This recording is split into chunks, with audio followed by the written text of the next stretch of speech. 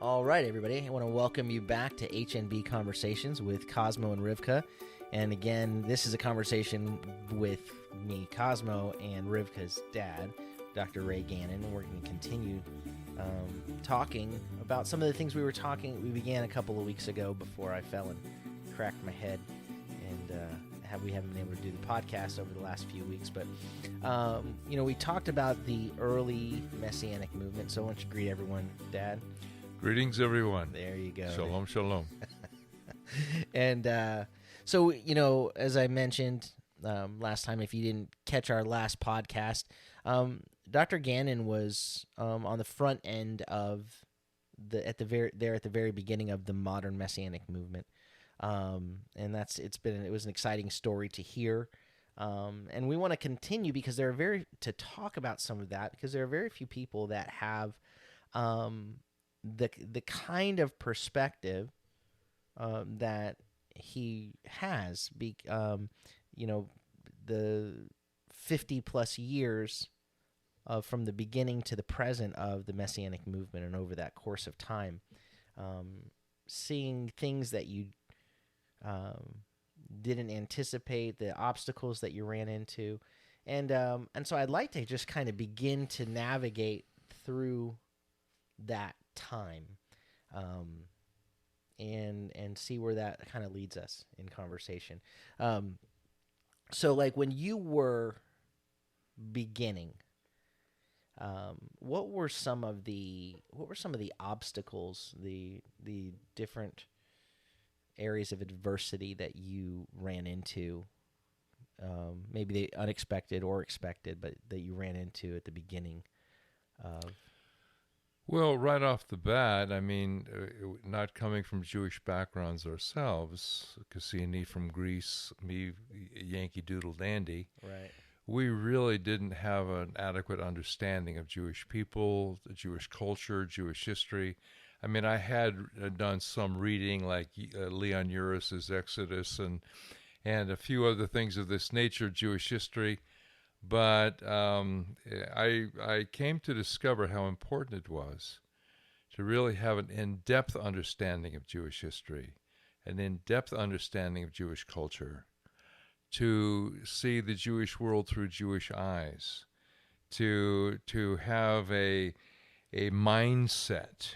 And so when we would begin to minister to Jewish people from a typical Pentecostal Assemblies of God background, it wasn't ringing any Jewish bells at all. It wasn't helping people.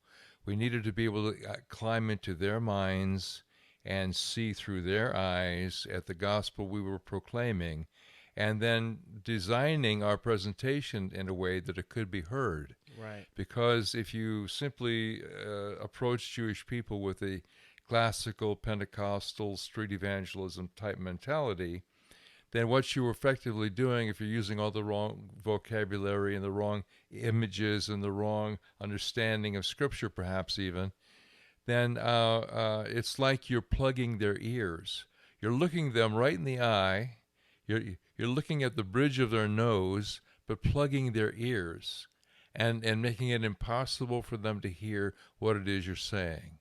So you've got to learn how to, yes, continue to look them in the eye and look at the bridge of their nose, but unplug their ears so they can hear the gospel well, hear it in terms that they can understand and relate to. Right. One of the things that, folks that aren't necessarily from or from obviously a Jewish background, but maybe those who've grown up in kind of classical Christianity, that they don't often realize are some of the barriers, like the emotional barriers that certain, like you walk around going, when you're a kid growing up in church and you're singing as fast as you can, I am a CHRASTIN, and you're singing I'm a Christian, and not having an idea of what that word sounds like and why it sounds that way in the ears of the average Jewish American person or Jewish person in general. So you kind of, so maybe expound upon, like, because you said here, I came to understand that I needed to know I had to study more about the historical background. Well, if you just look at the past couple thousand years of Jewish-Christian relations, you begin to understand how much anti-Semitism there has been that has come off the pages of Christian theologians, that was preached in Christian pulpits, that was picked up and executed by Christian laypeople. And so it's no wonder then that the Jewish people often have this very negative concept of the church. They have a very negative concept of Christianity, even a negative concept of the New Testament, and may look upon the New Testament as the first draft of Mein Kampf, because after all, Jesus Christ assigned his disciples to go out and kill all the Jews. This is their understanding. And so Jesus was, perhaps the first Christian. He wasn't really Jewish, but maybe the first Christian, and he incited all these people then to become anti-Semitic. So their understanding of Christianity is we have to protect ourselves from its encroachment. We certainly cannot allow its mindset and its theological premises to penetrate our thinking, because that'll only confuse us. It will dilute who we are as Jews. It will cause the Jewish society to disintegrate. And so we've got to guard ourselves against any encroachment of the gospel message. Right. So, like I remember when we, as a congregation, when we had initially purchased the building we were in, it had been a Salvation Army, and I removed. There was a cross on the outside of the building, and there was a cross on the inside of the building, and I removed those crosses, and I had a few people upset with me, and they said, the Bible says I'm not ashamed of the cross. I'm not ashamed, and I said I'm not ashamed of the cross, but this image of the cross, this picture right here, it carries baggage that actually can obscure the message of the cross. So what I want them to hear is, I want to remove every obstacle so that they can hear the actual message. Well, that's very, very right, because Christianity, of course, down through the ages has used the cross as a symbol of the Christian faith. And the cross is understood by the Jewish world to be the symbol of anti-Semitism. Mm-hmm. So for example, when we would have Bible studies in homes, even if it was a Jewish home, if they had a cross up, we made them take the crosses down, because to leave crosses up meant that this was an unsafe environment for Jewish people to be in. Right. So if we wanted them to feel safe, feel comfortable, ready to give our message a hearing, it had to be in an environment where they could hear the gospel message. And yes, we would preach the message of the cross without using the term or the symbol of cross. Right. So we would, for example, talk about the tree of sacrifice. The tree of sacrifice, which we could then present an undisputed, uncompromised, unadulterated gospel presentation without the negative symbol. Right. And that enabled us to really get through to Jewish people. Because sometimes what we end up doing, if we're not careful, right, we end up clinging to our traditions, clinging to these things that make us comfortable, that are not essential to the message. So the message of the cross, of what Yeshua accomplished on the cross, doesn't require that we wear a cross or put up a cross. So I can say, when my father came to faith, the Pentecostal churches in Italy, actually, because of the negative things that many just regular Italians that experienced at the hands of Roman Catholics, evangelical churches there, to differentiate themselves from the Roman Catholic Church, they don't put up a cross at all. So, because the crucifix in the Roman Catholic Church, whether Jesus is on it or not, so my dad said that in the evangelical churches there, rather than a cross being on the wall, there'd be a verse. There'd be a passage of scripture. So the same, similar, but much more. It's much more impactful in traditional Jewish mindset. And you see, there's so many things like that. Even the word Christian, Right. it really, I mean, there's in the Jewish mind, Christian means non-Jew. Mm-hmm. So if you want to refer to Hebrew Christians, this is like a contradictory concept. How can you be both Hebrew or Jewish and Christian? It can't happen. You can't be a Jewish Gentile, you Right. know? Right. So you can't be a Hebrew Christian. So this is why we preferred terms like a Messianic Jew, because the emphasis then was upon their Jewish identity, but with their faith being in the Jewish Messiah, Yeshua, the one who was to enable the Jewish people to become all the Jewish people could be, and the Jewish people as a whole become what they could become nationally, and following the Jewish Messiah then fulfill the Jewish destiny, enabling the whole world to experience redemption as Israel would proclaim the gospel Right. of And when Yeshua. maybe talk for a moment too, because maybe a lot of folks don't even grasp this, of the importance of Jewish cultural identity to the Jewish person. Because some people don't have, in American culture, there are a lot of folks that are not tied to their ethnic identity, perhaps. And so it doesn't, maybe they don't understand the weightiness of it and why the things behind why this is such an important thing. Well, it's first of all, we should think of immigrants. When immigrants come into the United States of America, whether they be Italian or Greek or British or French or from South America or from wherever they're from, Chinese, they're going to feel very strongly they need to retain their ethnic identity, who they are, because it's how they define themselves. I am a Frenchman. I am a German. I am an Italian. I am Chinese. Now, future generations may not feel the same way. They may feel like, look, I'm an American, I'm a Yankee Doodle Dandy, it doesn't matter about all that old stuff. I don't speak Chinese, I don't speak French, Right. I speak American, Yeah. And so maybe for generations later it has little significance. But Jewish people who are coming to faith are like first generation. They're like first generation people that have this strong sense of Jewish identity, and they may want to be careful to preserve that Jewish identity. What's really important too is for us who are proclaiming the gospel to Jewish people is for us to realize that these are the people that are going to have the greatest success long term of bringing in the whole of the Jewish world to faith in Yeshua. I mean, we can have missionaries to the Jews, we can have Messianic rabbis, we can have Messianic congregations, and we're only going to impact a certain element within the Jewish world.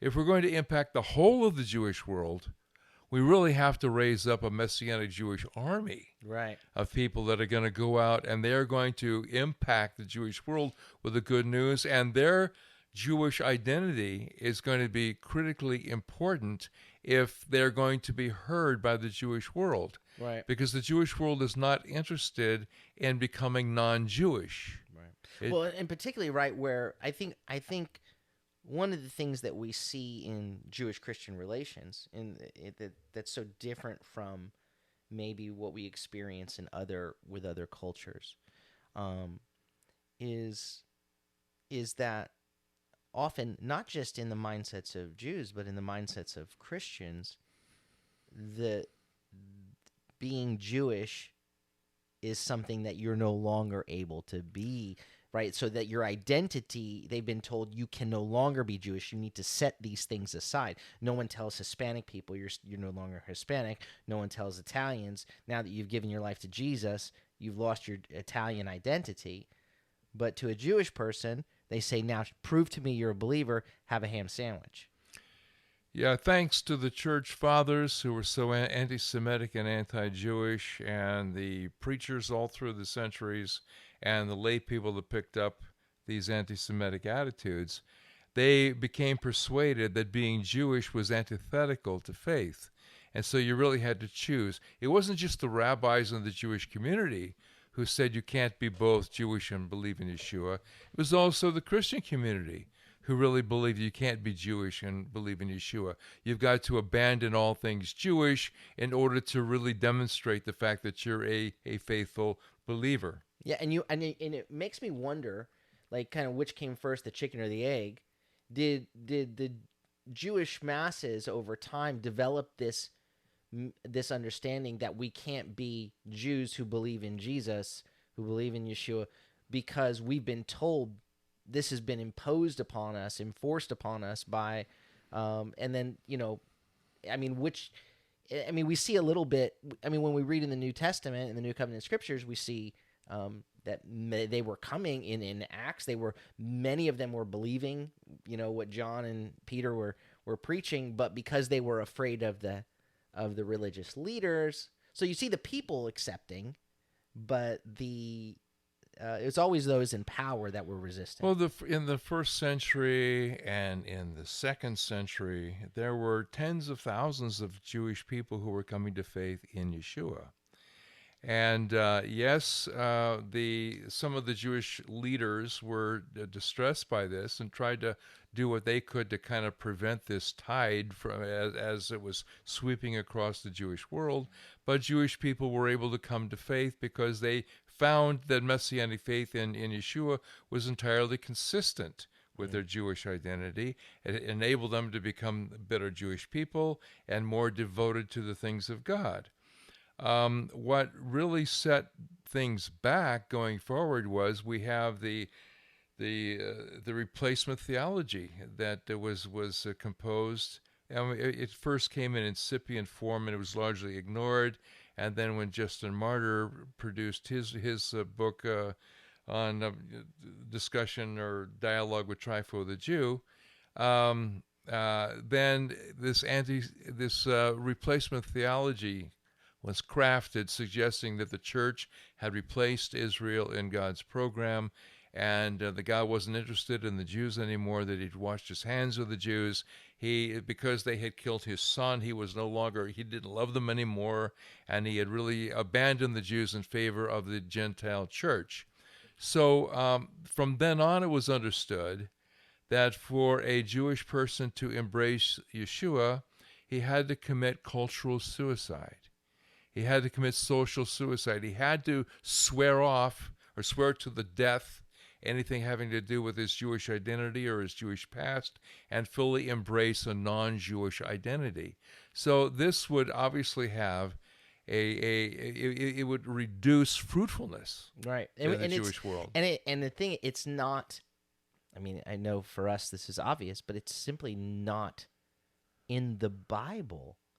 Like, you read the book of Acts, and it's not, that idea is not there. Paul goes to the Jews first everywhere he goes, and when in, like, Acts 23, when he's accused of going and telling Jews that they have to stop being Jewish, he repudiates that idea outright.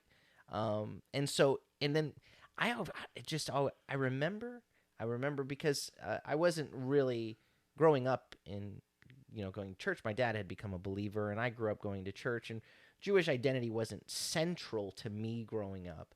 And so I remember being with, I was 17 years old. I was working as a page in the Florida Senate, and I had a friend, a Jewish kid from Fort Lauderdale, and I'm talking to him about the Lord, and he goes, I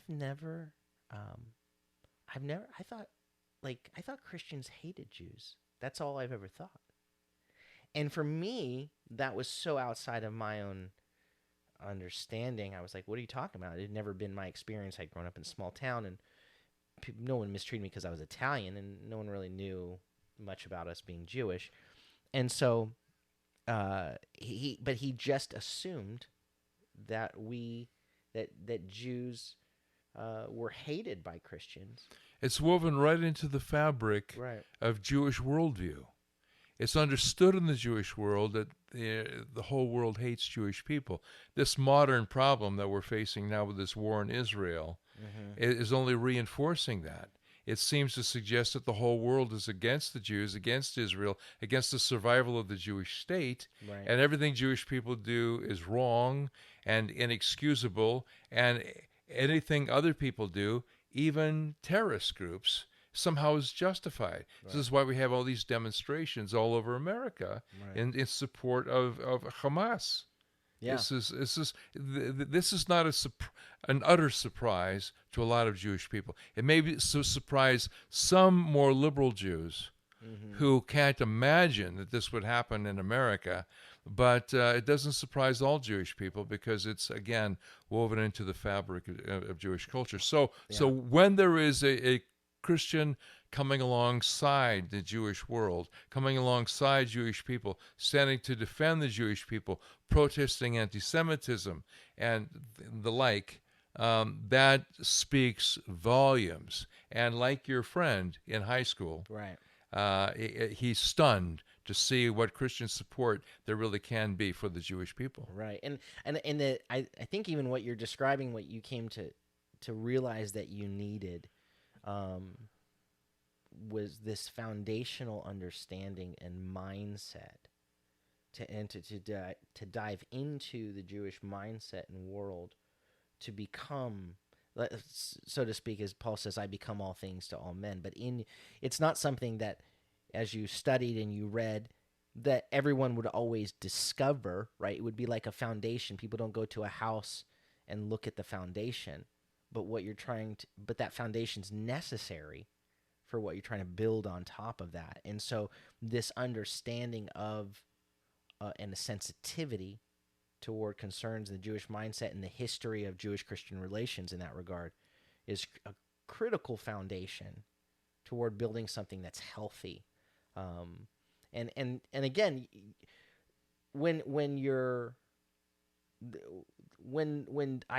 cultural identity has been, when it's been set, like you can't be Jewish, to come and affirm in a way that, I think that's when you were talking last time about how people were coming to faith, but then they didn't feel comfortable going into a traditional church. There was something visceral in their being that they were like, I can't be here.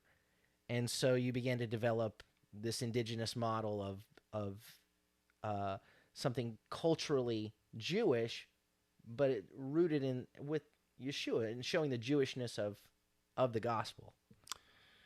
Yeah, I think it's important, too, for us to back up just a little bit and realize, of course, before the rise of Nazism in Europe in the 1930s, we find a Jewish world that was very much assimilating. Mm-hmm.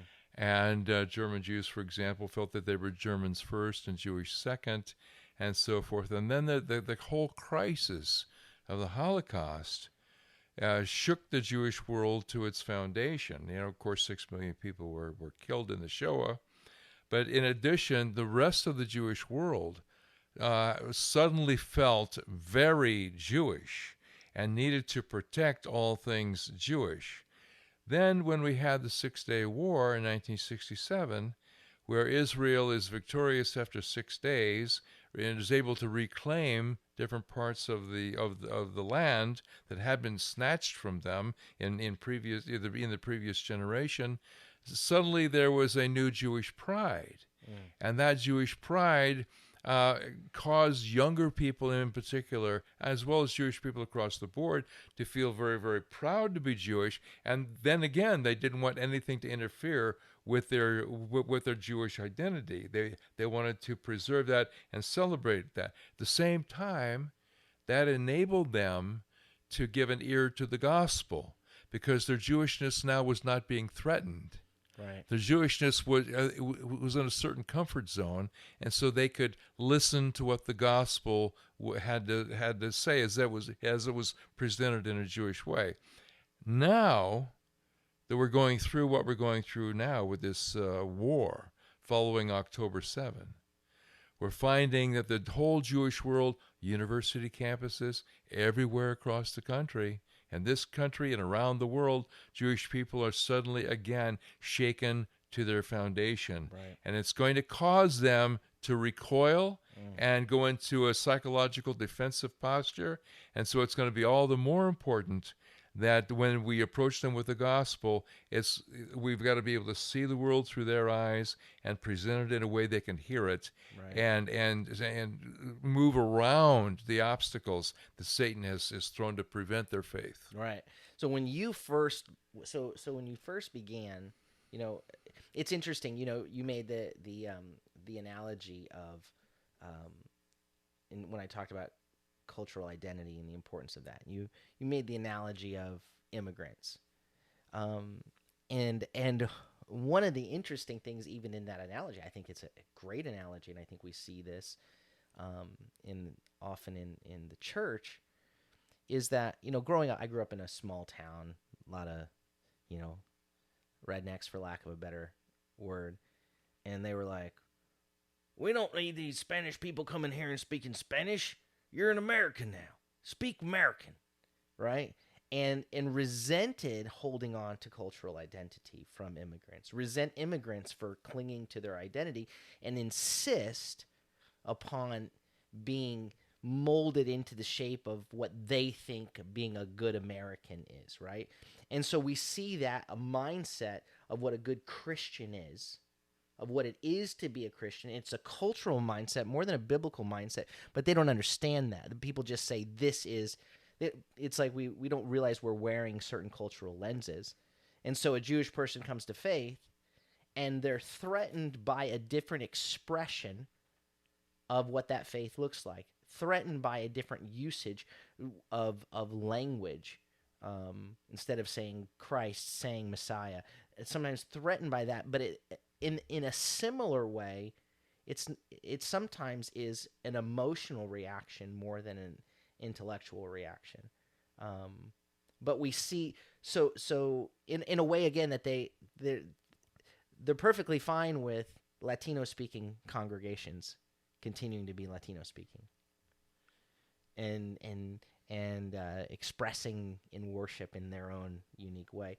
But I imagine, particularly when this all began anew, the renewal of Jewish people coming to faith in a big way with the Messianic movement, that there was within leadership and traditional Christianity and denominationally a sense of threat, potentially.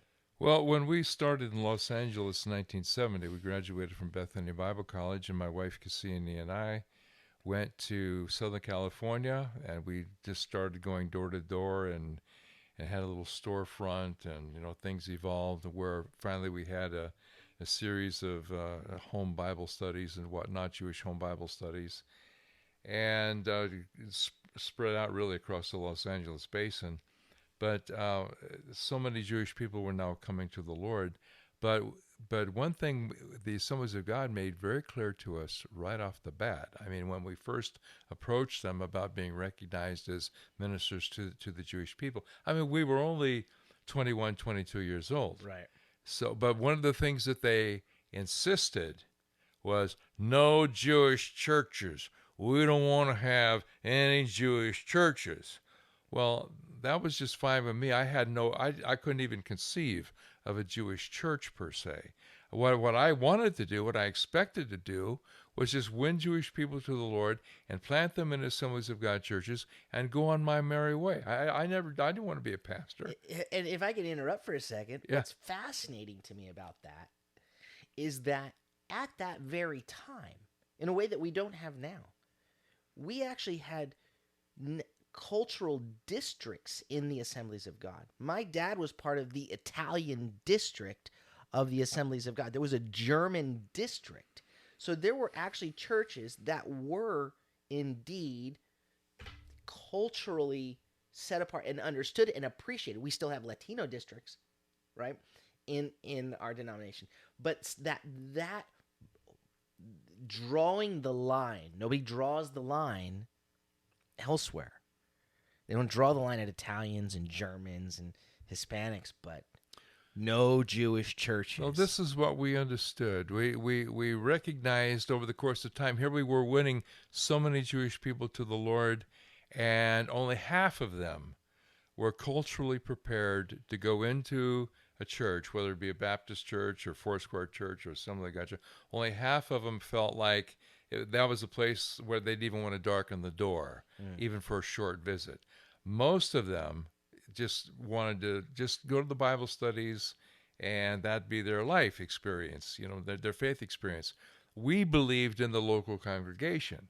We believed that people needed to have pastoral accountability, that they needed to be in an atmosphere where they could be consistently learning, where they could be giving their tithes, where they could be exercising their spiritual gifts. And they weren't really discipled until all that was in place.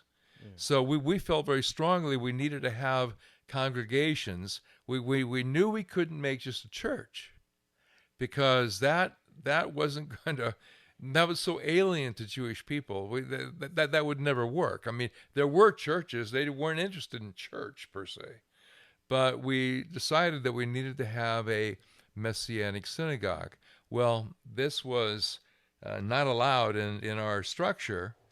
And but still, we were seeing so many Jewish people come to the Lord, so many miracles taking place, waves of Jewish people coming into the Lord. And I remember we came to Springfield, Missouri for a National Jewish Conference. And at that meeting, Phil Goebel, who was my associate, and I were able to give a presentation at that meeting in Springfield, and tell about what we were doing and the fruit we were seeing. And I remember that the executive director of the Division of Home Missions stood to his feet, and because this was in response, in fact, to what I said. I said, there are things in our Assemblies of God Jewish Ministries policies that are not in the best interests of Jewish ministry, which was kind of a bold thing for a 23-year-old guy to say. Right. But I said it, and he immediately stood to his feet. And I thought I was cooked, I thought it's done, I'm finished, Right. But he stood to his feet, and he said, as of right now, there is no Assemblies of God Jewish ministry policy. You guys go out and do it. Whatever works will make policy. Beautiful. And so from that point then, that was the beginning of November 1973, and Phil Goebel and I then went back to Los Angeles. We had a banquet. We called all of our people together from all the Bible studies, and we announced at this banquet that we were going to launch a Messianic synagogue. And I remember the cheer that went up. Everybody was so enthused, and from that stage forward, we had our own Messianic synagogue. Wow.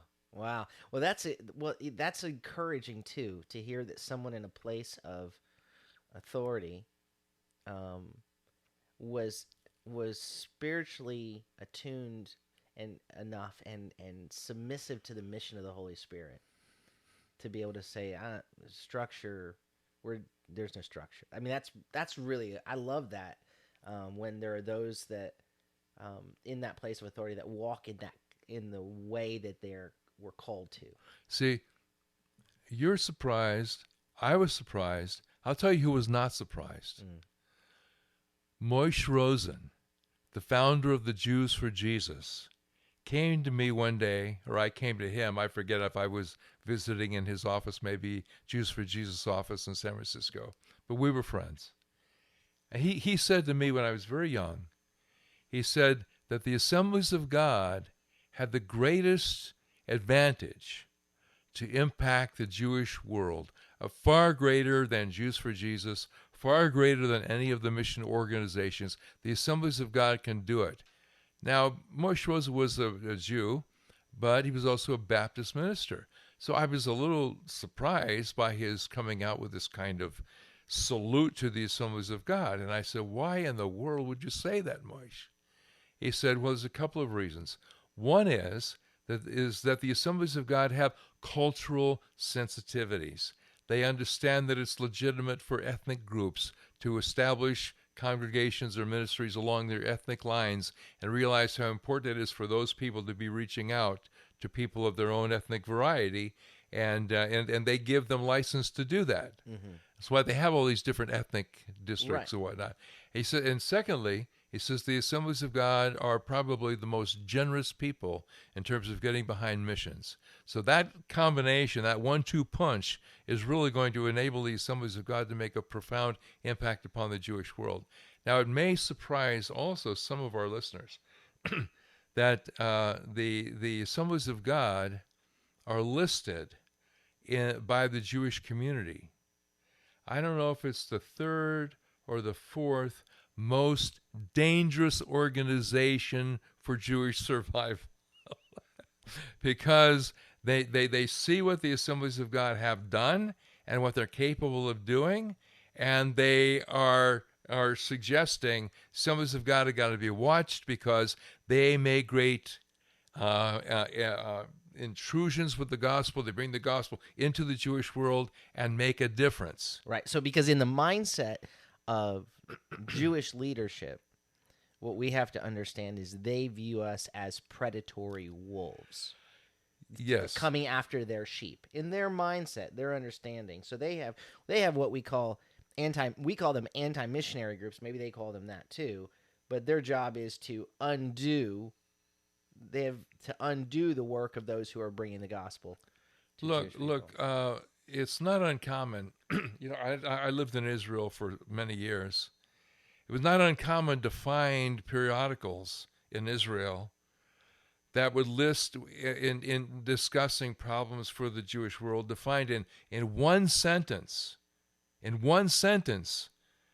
words terrorists, anti-Semites, and missionaries as all part of the same ilk, the danger to the Jewish world. Right. So this is, as you're pointing out, the Jewish mindset. We've got to be able to work around that and present the gospel as affirming of Jewish identity, affirming of Jewish peoplehood, Right. affirming of the Jewish nation. Right, and I think what you just said there would be indeed a surprise to a lot of American believers, because the word missionary has only positive connotations in the same way that Christian has positive connotations often. But like I know Riva said, you guys were not allowed to use the word, or she was not allowed to use the word really to describe you as. Well, always in Israel, we had to just use the M. We always said M. We never said missionary. Right. And which is, again, it's surprising, but the reason behind that fear is because so many have come in the name of Jesus, indeed intending to say, now that you believe in him, you're no longer Jewish. So we're having to overcome the centuries of that. So we don't resent. We come from a place of understanding. Here's where that fear is rooted in, so that we can address the fear openly. That we're not saying you have to stop being Jewish. It was interesting. We had a family in our congregation, and their kids were bar mitzvahed and bat mitzvahed, and here we're serving Yeshua, serving Jesus, and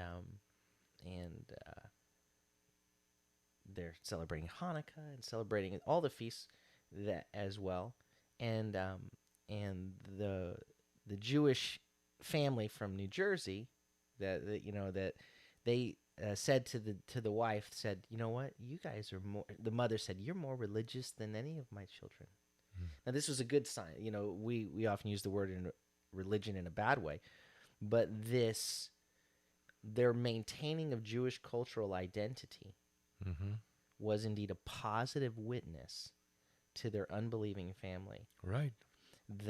So it wasn't done. So even that, it wasn't done in a legalistic way. It was done in a way that demonstrated, look, we're Jewish, and again, the grandmother affirms, you're not just Jewish, you're more Jewish in terms of your observance than any of my family, and yet they see how they love the Lord and how they lift up Yeshua, and that those two things are not in contradiction, so that eventually her brother came to know the Lord, came to faith. So at least one of that family has, to this point, come to know the Lord. And so that's, I think, one of the, in terms of the evangelistic impact generationally, because like you made mention of a little while ago, about immigrants, right? You say, well, they've come in and maybe their identity is important to them, but a generation, 2, 3 generations later, they may not even know about that identity. It's an interesting thing for me to think, with my father having immigrated from Italy, the possibility that I could have grandchildren someday, or my grandchildren that could only be maybe a quarter Italian. My children are half Italian. My grandchildren a quarter Italian. Could be my great grandchildren 1/12, and it's gone. And nobody even remembers. And nobody other than the name.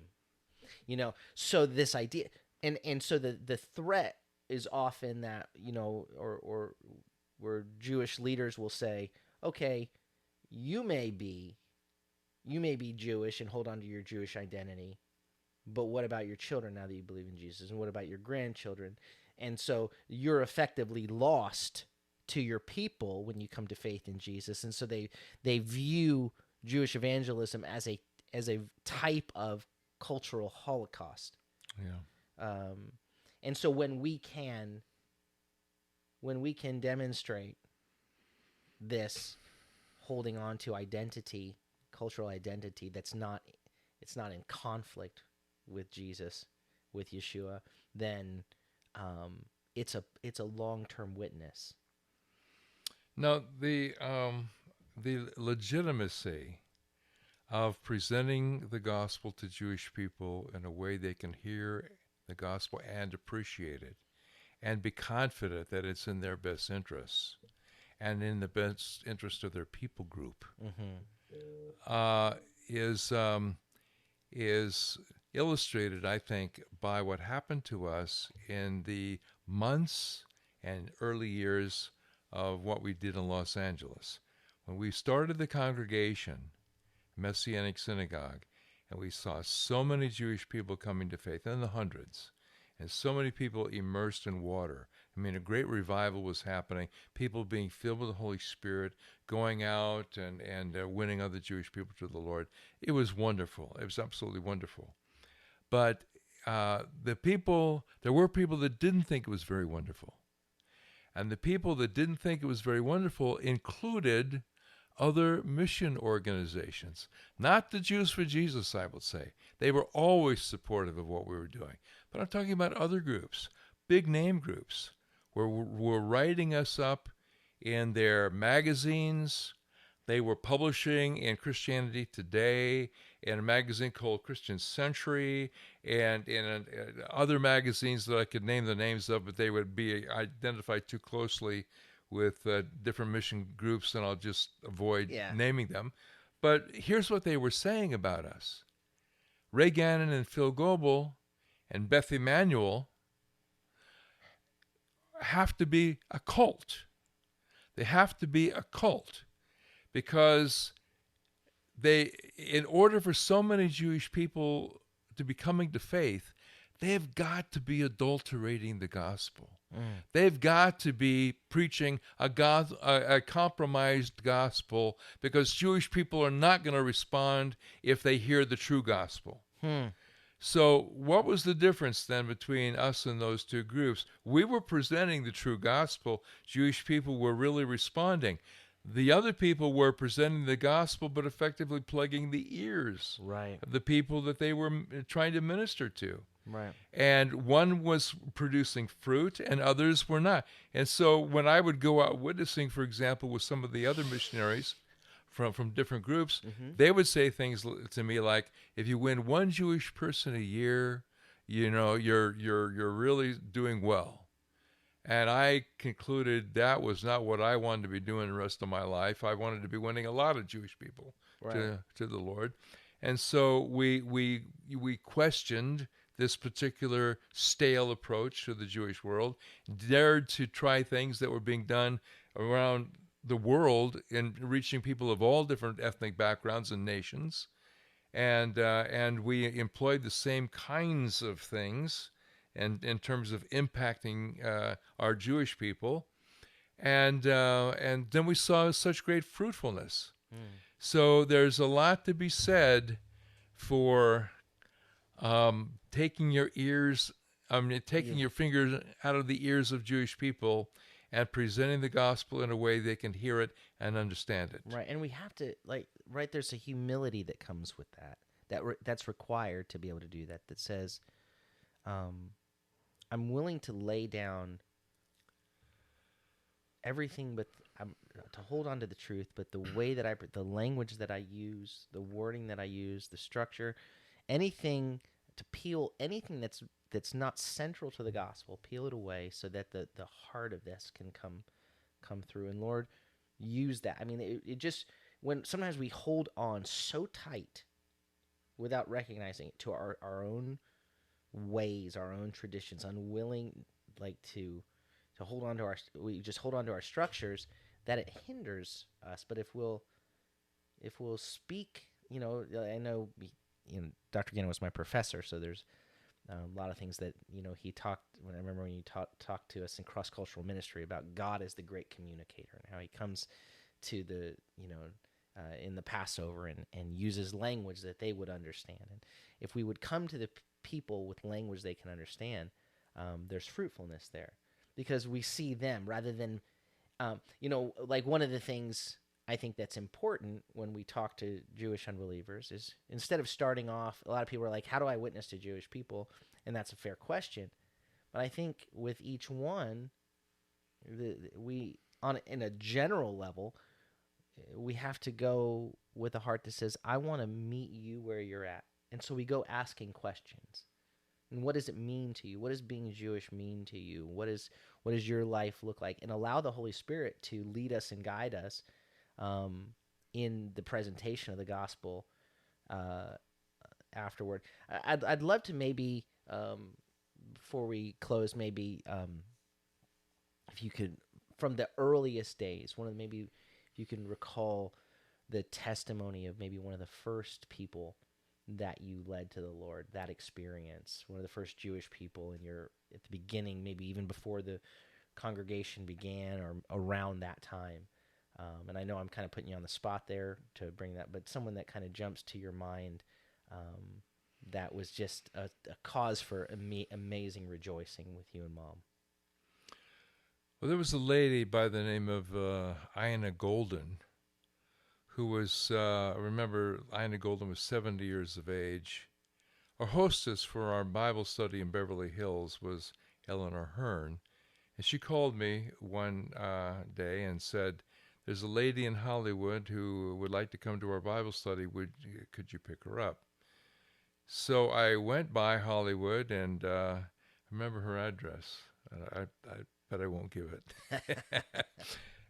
But she brought along her kid sister, who was 60 years of age. Mm. So now we have a 70-year-old and a 60-year-old, and they sat in the back of the car. And I drove them to the Bible study in Beverly Hills, and they fought like cats and dogs the whole way. Right. So I thought, what have we got here? But we got to the Bible study, and I taught the Word as I normally did, as we sat in this big living room. We was about maybe 40 Jewish people, and they're all Jews, all Jewish people there, and we're together, and I taught from like Isaiah. And the people were so appreciative of an opportunity to hear the word of the Lord. They used to say things like, I've gone to synagogue all my life, and I never have learned anything about the Bible. And here, we come and a guy is teaching us the Bible. But when the Bible study was over, I remember that first night, Ina and her sister Lillian were there. Ina was so responsive to everything that I was teaching. And then later when we made our circle for prayer, as we normally did,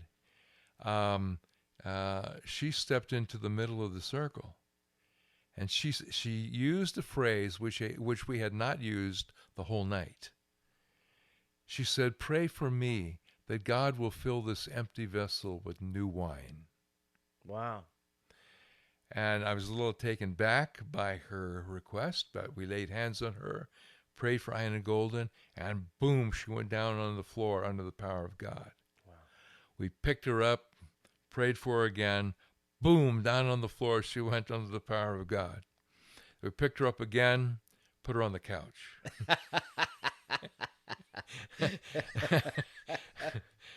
And then we continued to pray for everyone. Of course, it was in the group. And a couple of days later, that was a Thursday night.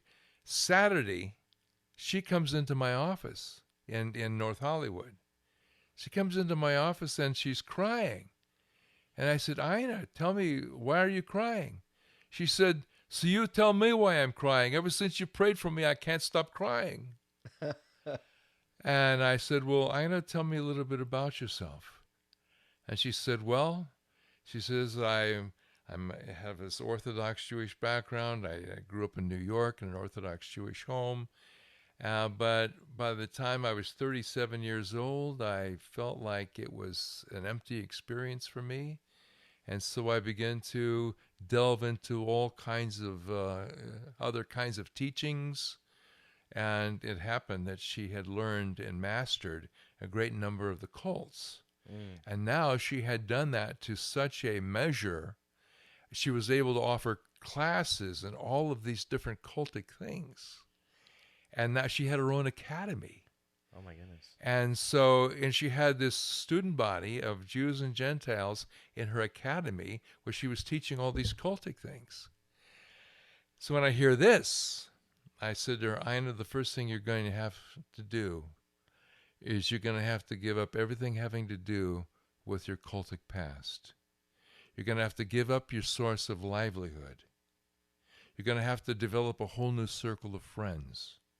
All that's got to be done if you're going to go anywhere with the Lord. Without a moment's hesitation, she said, yes, I'll do it. And I laid on hands on her. I prayed for her. She received the Lord. She was filled with the Holy Spirit. And then she went home and she led her kid sister to the Lord. Wow. And then within a matter of weeks, she sent out a letter to all of her students, the student body. And she said, I have a very important announcement to make. I want everybody to come to the academy. And she announced in her forum there that, you know, all these years I've wanted to learn about God. I've told you all when I was 37 years old, I turned my back on Orthodox Judaism. But I learned all these different things. But I have to tell you, all these years, I've never really had a relationship with God. I never had a real relationship with God.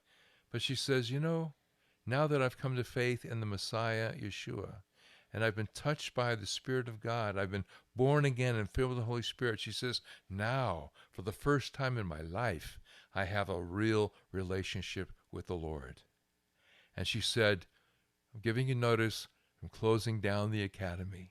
Wow. And she shut her school down, and she went on to serve the Lord for many long years until finally she ascended into glory. I'd be curious even to know if any of those people came to followed in pursuit of Oh the yeah, Lord. there were several of the people that she had been teaching who then began to come to our Bible studies. Wow. And also responded to the Lord. Another academy. Yeah. But the real deal. Yeah. And what I see and what jumps out to me in two of the stories that you shared today, because how old were you there? I mean, I would have been about 24. right, 24 years old. And I think about a holy boldness rooted in love for the Lord and love for people that's willing to stand up at 20-some years old and say about the structures. The structures hinder us from what we need to do, and and feeling potentially in trouble, you know, threatened in that moment, but having the courage to say something that could be controversial, but it was rooted in love and it was heard and received and responded to. And here this 70-year-old lady comes in, and to have the courage and the love to say, here's what you got to do. You got to leave that all behind And I think what she responded to was to what, first of all, what the Holy Spirit had worked in her, but it also required you to be obedient in that moment, to speak the truth, not in some obnoxious way, not in some dominating way, but rooted in love, to be like, you've got to leave all that behind. It's going to destroy you. And she laid it down immediately, and there was fruitfulness from that. Yeah. And I think that's instructive to all of us, to continually be led by the Spirit and to speak the truth in love, and watch what He can do in us and through us. All right. Well, hey, everybody, I know this. We're coming up close to an hour here, and I want to thank you, Dad, for coming in again. Pleasure. We're going to do some more of this over the coming weeks and go further. I want to hear more of these stories too. I don't know about you guys, but I certainly do. And but until then, may the Lord bless you and keep you. May the Lord make His face to shine upon you and be gracious unto you. May the Lord lift up His countenance upon you and give you peace. Shalom, shalom. Have a beautiful day.